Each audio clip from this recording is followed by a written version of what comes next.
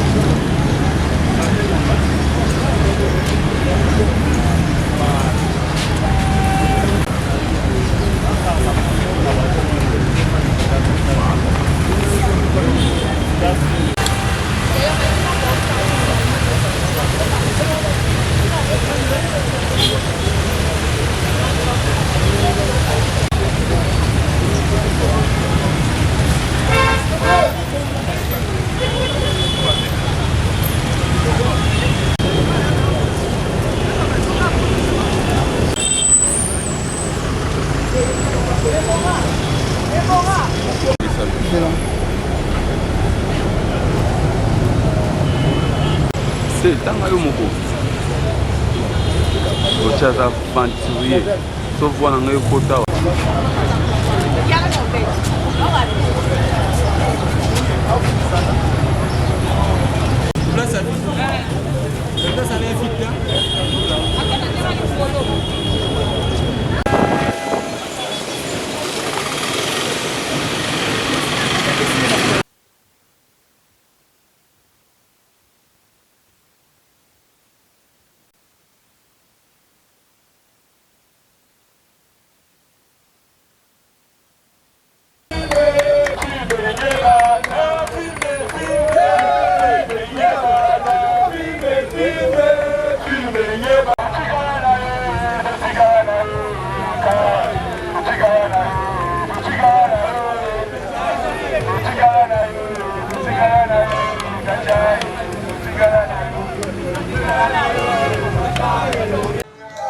Excellence, Monsieur le gouverneur de la ville, je tiens à informer l'opinion que vous avez procédé déjà au port. Un acte symbolique, un acte pédagogique. Vous démontrez que nul n'est au-dessus de leadership commence par l'exemple. Et à travers vous,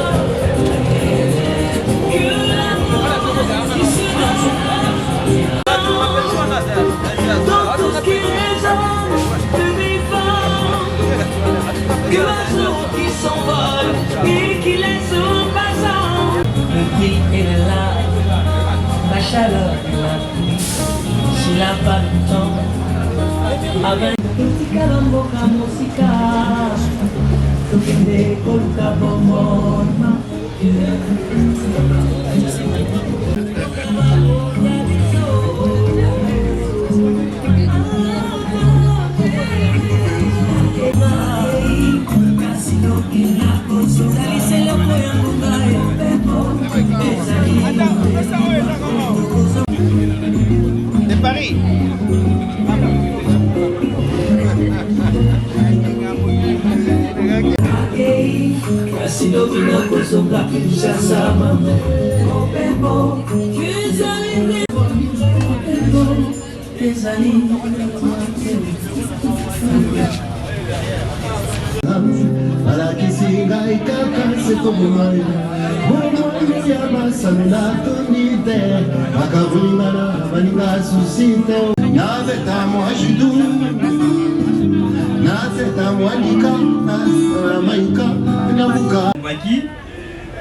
Nous sommes réunis ce jour pour la journée fiscale organisée par le gouvernement provincial de Kiki au paiement de l'impôt foncier exercice 2026 et au paiement de l'impôt sur le revenu locatif exercice. Le programme de cette cérémonie est mise du charroi automobile composé des véhicules pick-up Isuzu et des motobicyclettes, mise des outils informatiques composés des ordinateurs et des imprimantes.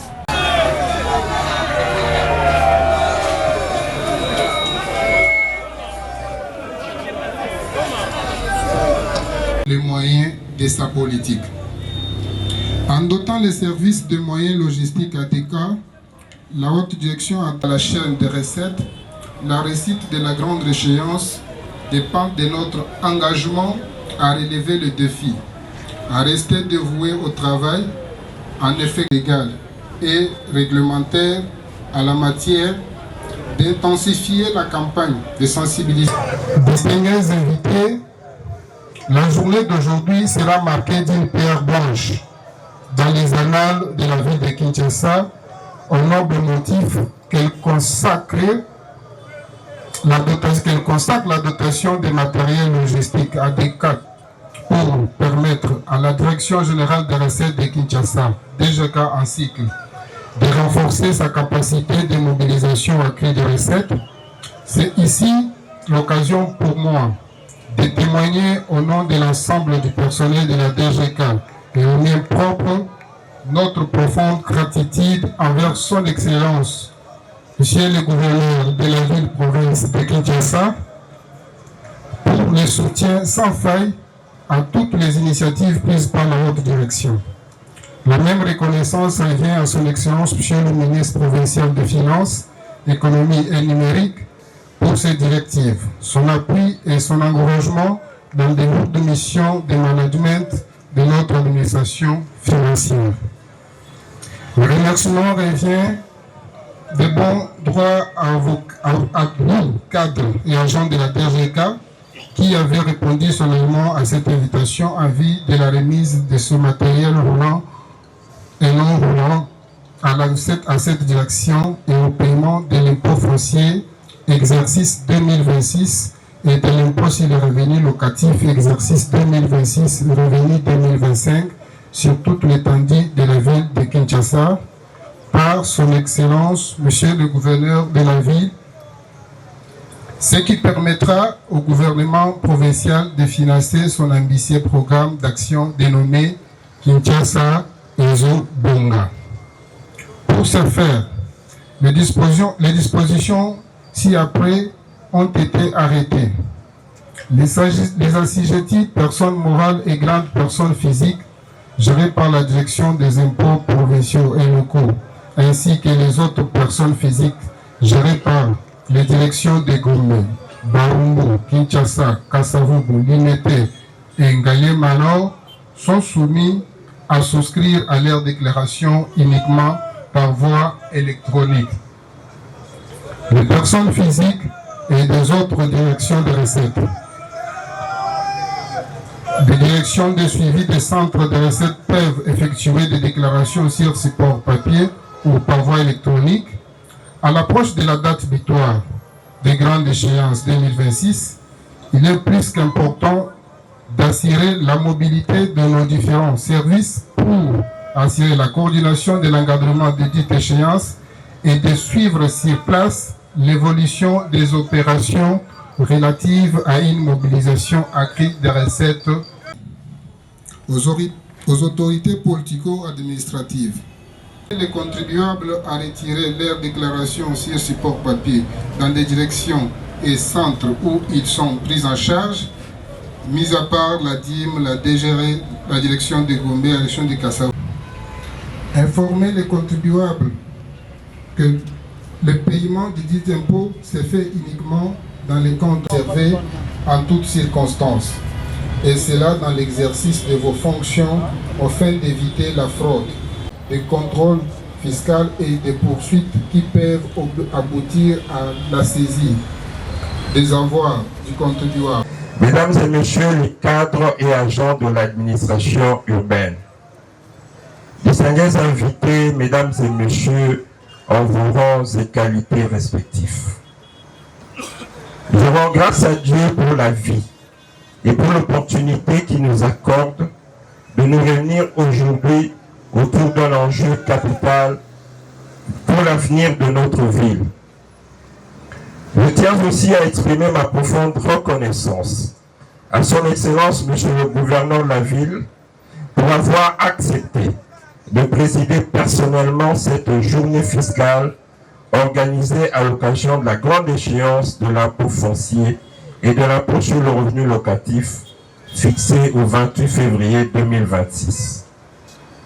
Votre présence, Excellence Monsieur le gouverneur, donne à cette activité une dimension particulière, celle d'un engagement politique fort en faveur de la responsabilité citoyenne et du redressement financier de Kinshasa. La journée fiscale que nous célébrons aujourd'hui n'est pas une simple formalité administrative.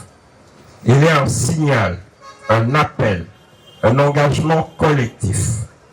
Elle marque la volonté du gouvernement provincial d'associer pleinement les Quinoises et Quinois à l'effort de mobilisation de ressources, de recettes urbaines, condition indispensable à la réussite du programme Kinshasa Ezobonga, que votre autorité a inscrit dans la vision du chef de l'État, son Excellence Félix Antoine Tshisekedi Tshilombo, de bâtir un Congo nouveau et prospère. Excellence, c'est participer concrètement au financement des actions de transformation de notre ville. Dans cette dynamique, le gouvernement provincial de Kinshasa a institué le quitus profond de sa politique de perception des impôts et droits dus à la ville, en mettant en œuvre un programme de recouvrement. J'aimerais, avant toute chose, rappeler quelque chose de fondamental. C'est très basique, mais c'est très fondamental. Toute dynamique de développement économique est freinée si on ne paye pas les impôts. Surtout quand l'activité génère des ressources nécessaires. Donc, il y a volonté nyonso tokozala nango ya développement de la ville à Kinshasa, il y a retombola la croissance et vous allez freiner ceux qui vous allez quitter dans le devoir na bisoté. Les lois Kinshasa, ils ont besoin de millions, ils ont besoin de milliards. Parce que côté Tokomi, ne va croissance démographique ématique tellement et il y a des défis et belés pour que vie urbaine est à la bongo paisible, pour que la norme est à la bongo très bien suivie. Nyonso wana ekobonga kaka soki mbongo ezali. Tokoki ko continuer perpétuellement te. Ya kotombokelaka bakonza mboka. Ya kotombokelaka ba gestionnaire à ville soto ça devoir na bisoté. Service public ils allaient refaire te. Ça se paye toujours. Sobolingi ville est à la propre. Ils ont coûté mbongo ebele. Ville à Kinshasa les loyo. Ils ont généré autour de 17 000 tonnes de déchets par jour. Ce qu'on sera calculé, 17 000 tonnes. C'est-à-dire, journellement, la ville à Kinshasa, il faut dépenser à Rakara pour recollecter, pour évacuer les déchets. Autour de 1 700 000. Quelque chose, si je me trompe, si je m'abuse. Vous savez, comment est-ce que les ambons rebellés? Ceux qui vont participer à ngote, na kufutaka bapa konabino, tous les ainsi qu'à vous soyez en ngote. Il y a un moment que ville vous a la propreté, ville vous a la saleté. Ah, t'as touché volonté nyon sa mokili. So imbongo izate. To wakosala musala onate. Donc vous vous rendez compte que sur un jour, il faut dépenser 1,7. Donc ça nous amène autour de 51 millions mensuellement. Vous pouvez imaginer taille en bongo, ils ont 5 à mois pour la caca, tout collecter et tout évacuer. Voilà, baki si goutou. Embellissement te, nabaki si lutte anti-vectorielle te, nabaki si désherbage te, nabaki si éclairage public, nyon soit nabaki si te. Nabaki si la propre mobilité te, au moins côté tous ali. Alors pour y arriver, il faut faire face à la dépense et essayer de contribuer. Na ligne est claire parce que le message en lelo, nous allons profiter de s'adresser. Na ba kinois et kinois nyoso après on s'adresser pe na ba gens et cadre il y a des GRK. Ah on a dans nous pandi opinion kinois nyoso tout kana malamu. Na lobaki awa que dynamique dynamique de développement ezalaka freiner so tozofuta baimporte surtout soki tozogénéré bambongo. Bozoimagine elomboka na biso ndenge tozala baminere ebele mingi surtout na partie est ya république mwa mopanzi ya centre esika moko bato esalamaka déjà eke bato bayaka batoki baminere wana il ne laisse que le trou béant. Comment est-ce qu'on va s'en sortir? Ça dit pour la sécurité en boka, pour la kosala bilanga, pour tout baléa, pour la entretenir les policiers, pour la faire face, na prendre ya santé ko futa ba médecin, ko futa ba tubatangi saka, ko faire fonctionner comme va fonctionner. Ce qui batouana bazo futate, où est-ce que nous allons arriver? C'est-à-dire moutaye atoki minéré naye atiki ba troupe béant accueilli. Est-ce que vous recevez na yango? Vous recevez na yango te. Même si nous essayons maintenant d'appliquer ça ici, moutati nous sommes 10 na ville de Kinshasa. Biso tous un agissement fiscal est important pour que tout mobiliser mon moto ça musala. Tous a pas coût na ba tebelete en termes d'impôts. Nous avons mis ça tout dans la 4e où vous allez organiser entre Bisso et la commune pour un impôt minimum. Mais les lots, quand c'est qu'il faut te foutre en moté parce que moi, j'ai un problème. Sans qui moi, j'ai un problème. Mais pour que dynamique économique est tellement, il faut te contribuer, il faut te foutre. Non, tu sais, dernièrement, dans la 6 mois, ma mère francophone, j'ai discuté avec maire de Genève. Ville à Genève, elle dépense à entre Lausanne et Genève, j'ai plus de précision, mais c'était une ville de Suisse là. Ils ont dépensé 1,6 milliard de francs suisses, alors que Bazar a autour de 350 000 habitants. Sur Bisso Awawa, tous ont autour de 20 millions. Mais Boli au foot à terre, ils ont un sens tel.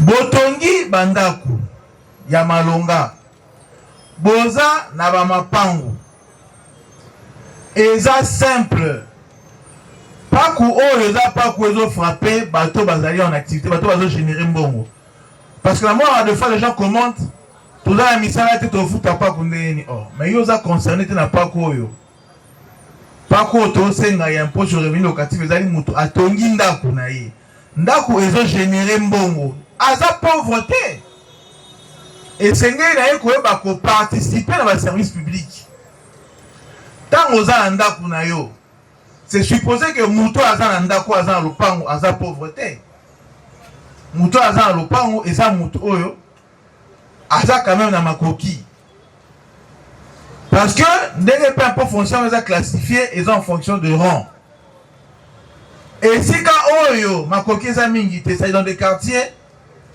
où ils sont très modestes. Ils ont $10 dans le lupango.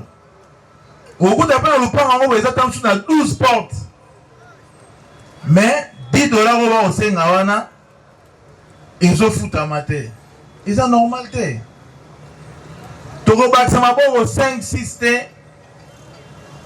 Nakata gouvernement de Tozali, pour tout le gâteau améliorer sa situation Mboka Oyo, il y a vu la Kinshasa, ceux qui vont foutre à terre.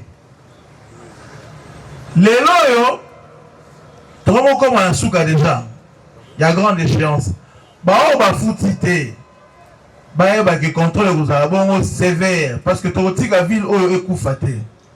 Ville au peu coufate, ville au peu téléma et Seigneur la vie soignant surtout contribuer. Alors, tu forcer pino pour contribuer. Pour ma moto ba oyo baloba yango déjà l'antiquité bato ba comprenaka mais lelo oyo bozo na biso sous na débat oyo ça n'a pas de sens et parfois je vois des gens le quoi lelo parole les a libre on t'a simbi téléphone mais que comment on soki 2000 francs il raconte n'importe quoi pour la côté la dynamique à mobilisation mbongo pour la ville de Kinshasa sans te mobiliser mbongo te to mobiliser Kinshasa ngo ndenge nini donc bato bo quand ça bozo na les mingi mambo ba po oyo bato va raisonner en l'antiquité.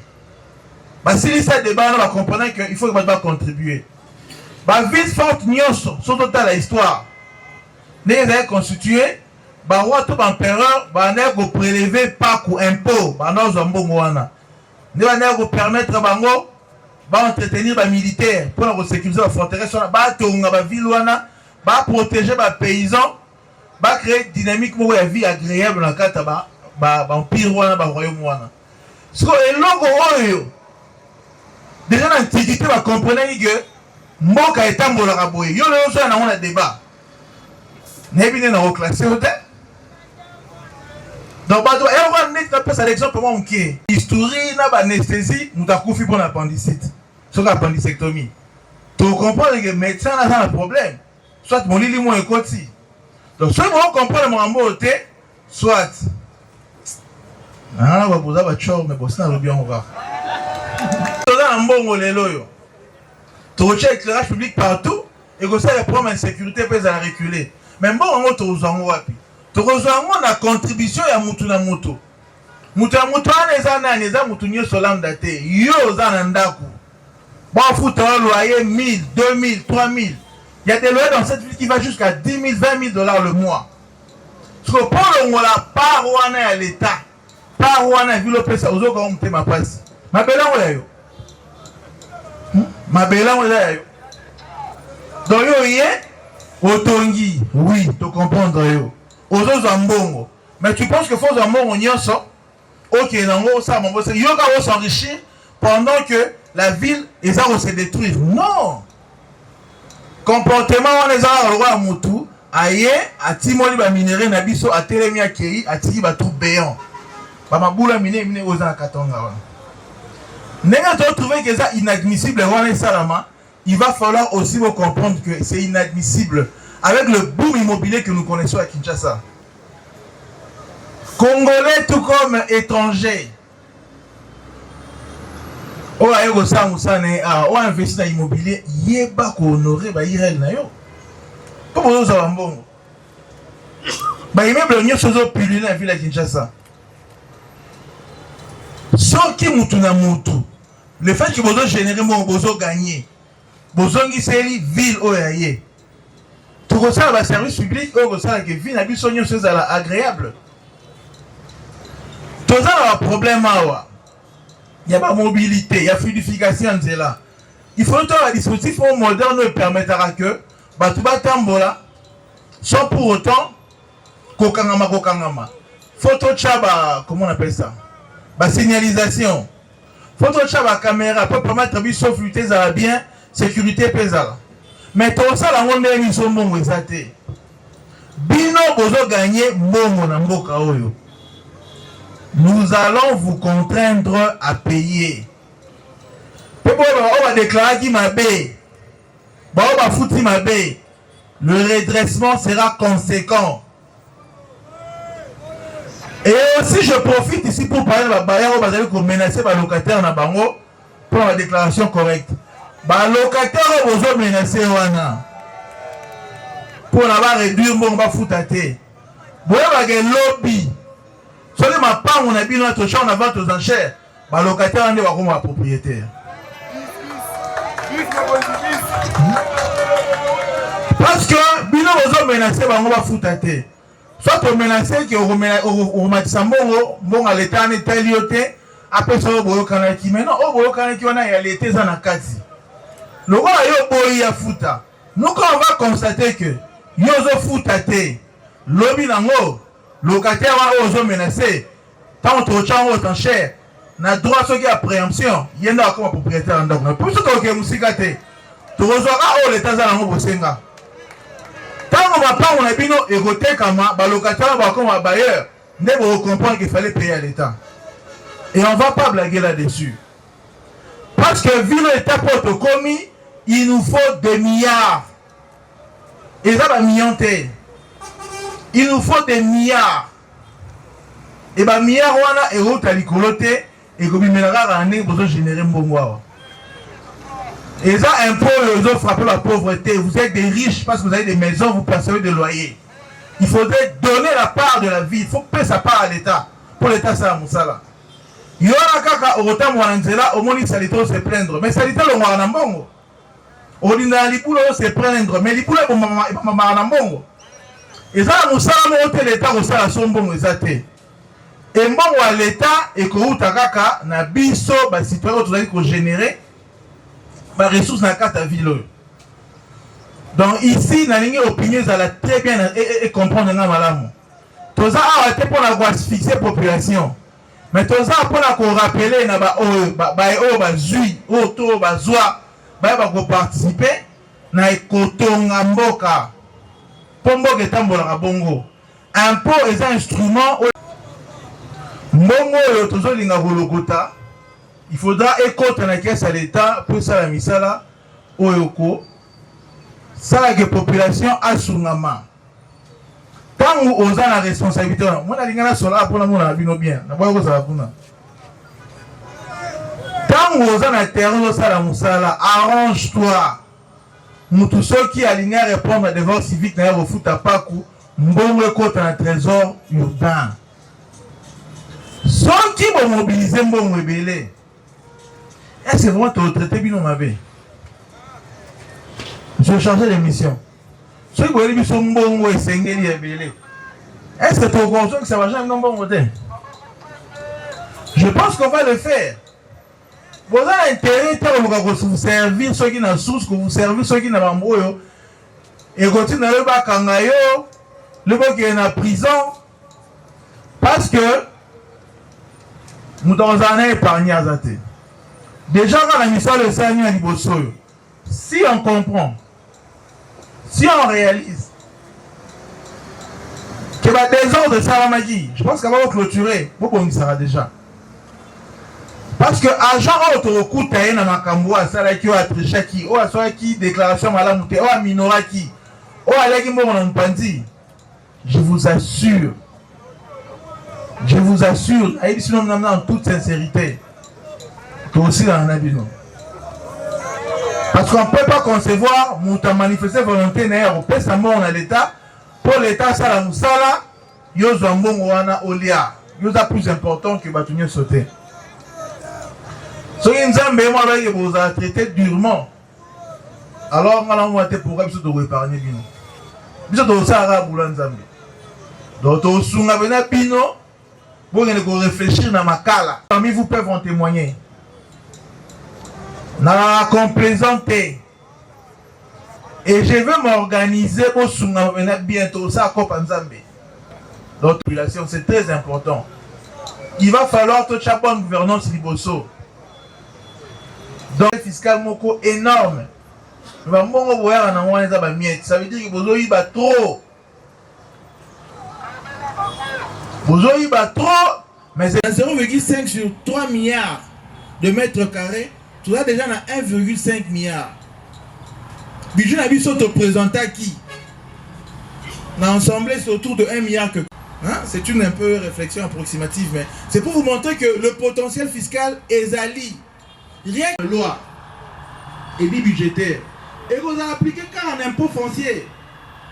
Tu sais mieux que tu vas IRLT, tu sais mieux que tu vas bloquer ou même sous-sauter. Tu sais mieux que tu taxes. Alors, nous demandons à la presse de faire un peu de l'espace pour permettre à ce que les autorités.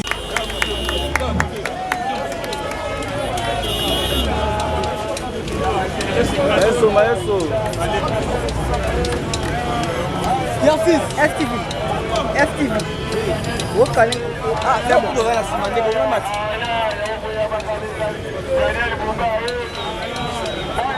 S'il vous plaît, faites de l'espace, s'il vous plaît.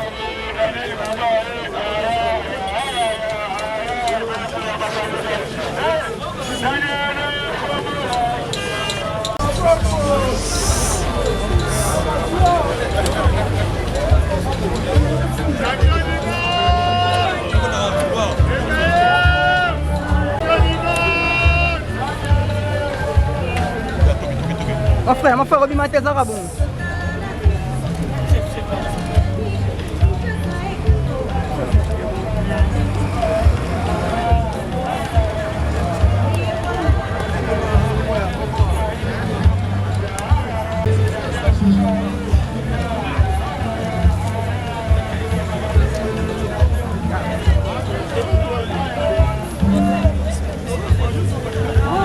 Kaya, Sukawana.